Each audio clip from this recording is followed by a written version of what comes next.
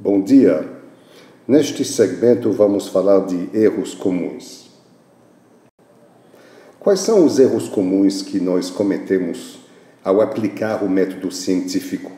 Vamos ver vários tipos de erros e são bastante comumente cometidos.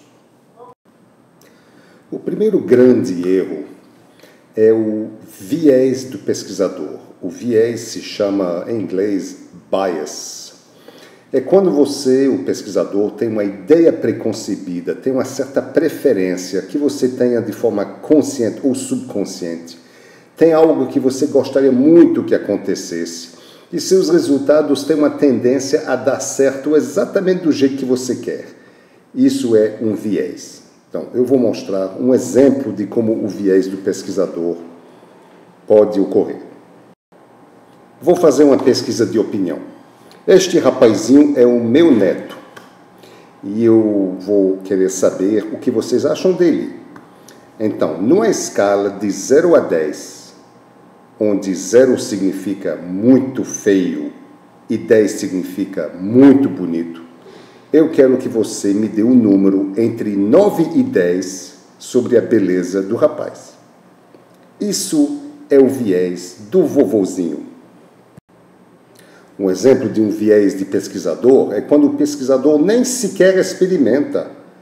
Ele tem tanta certeza do resultado, ele tem uma hipótese que é tão o nenenzinho gostosinho que ele quer que dê certo, que ele nem se dá o trabalho de experimentar, porque ele tem certeza que vai dar certo. Eu vejo muito isso em alunos nossos que fazem trabalhos de mestrado e doutorado, que vão construir algo, que vão ter algum resultado que, magicamente, sem teste nenhum, passa a ser a verdade. Uma outra evidência que mostra também o viés do pesquisador é de ignorar dados inconvenientes.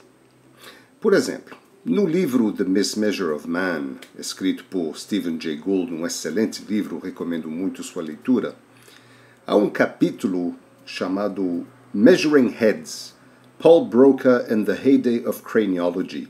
Nesse capítulo, Gould mostra que cientistas como Morton Agassiz e Paul Broca, cientistas bastante famosos, demonstravam claramente aspectos, digamos, racistas ou conclusões preconcebidas sobre as raças humanas, e eles usavam a craniologia, que é a medição de tamanho de crânio, volume e assim por diante, para chegar a conclusões que os dados não apoiavam. Os dados não apoiavam as conclusões, mas de alguma forma os autores pegavam esses bons dados e chegavam a conclusões que não eram suportadas pelos dados. E às vezes os próprios dados pareciam até fabricados, ou a forma de medição parecia errada, mas sempre errando de forma a dizer que o branco é superior, o africano é inferior e assim por diante. Então, ele mostra num passo a passo impressionante, esse capítulo é bastante impressionante, você deve lê-lo, é uma boa aprendizagem para um aluno de pós-graduação.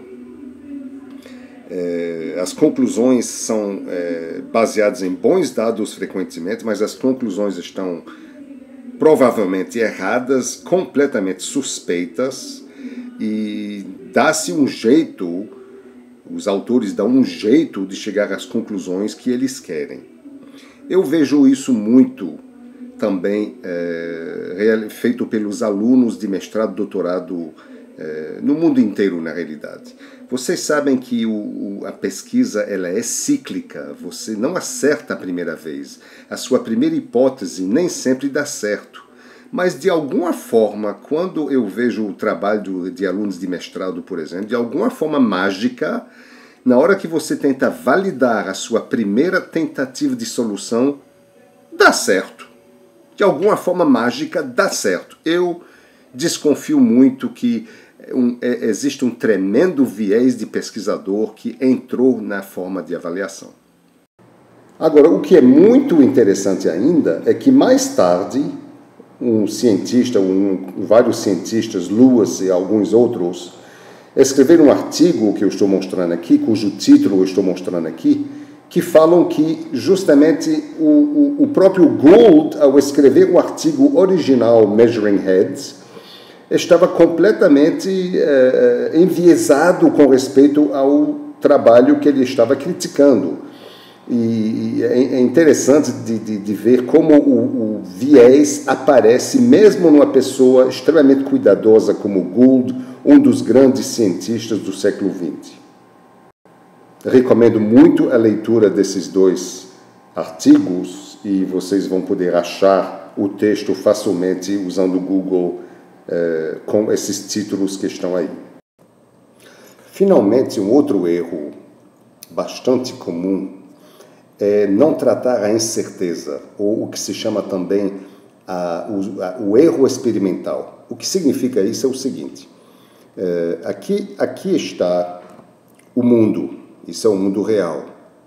Quando a gente examina o mundo real e a gente retira observações, existe algum tipo de ruído que faz com que o que a gente realmente mede, o que a gente observa, não seja exatamente o que realmente tem no mundo.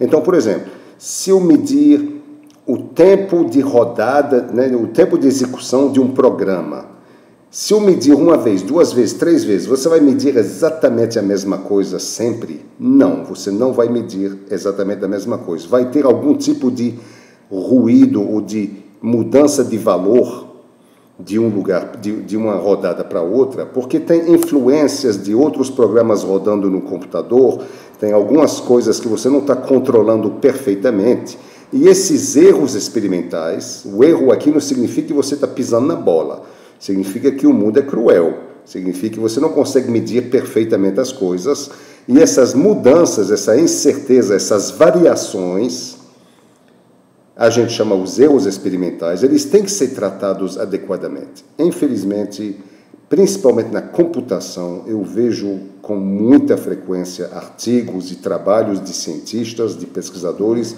que não tratam a incerteza ou os erros experimentais de forma adequada. Muito importante, vamos voltar a falar disso, porque não queremos que você seja um dos pesquisadores que comete esse erro. Obrigado.